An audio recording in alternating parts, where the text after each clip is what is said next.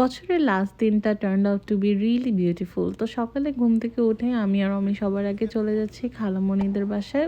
আমাদের গাড়িটা রিসেন্টলি নষ্ট হয়ে গেছে, তো আমরা স্কাই ট্রেন করছি, কিন্তু অনেস্টলি স্কাই ট্রেন করতে কোনো কষ্ট নেই, কারণ এত সুন্দর ভিউজ দেখা যায় পাহাড়ের, মানে এটা মনে হয় যে একটা সুন্দর জার্নি, কোনো প্যারাই লাগে না যে গাড়ি ছাড়া আসতে হয়েছে।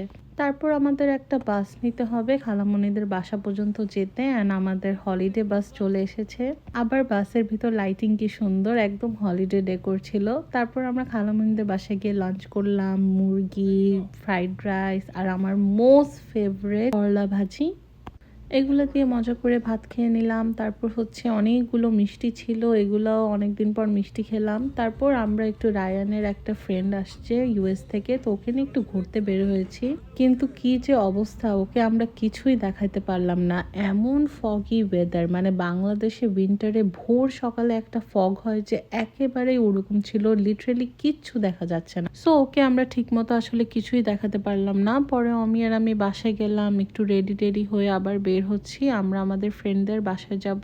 আমাদের আসলে নিউ ইয়ারের কোনোই প্রি প্ল্যান ছিল না, but this turned out to be so great. মানে আমাদের ফ্রেন্ডরা কিছু প্ল্যান করাতে আমাদের অ্যাকচুয়ালি একসাথে টাইম কাটানো হয়েছে, and the new year started really amazing. And that's it for today guys.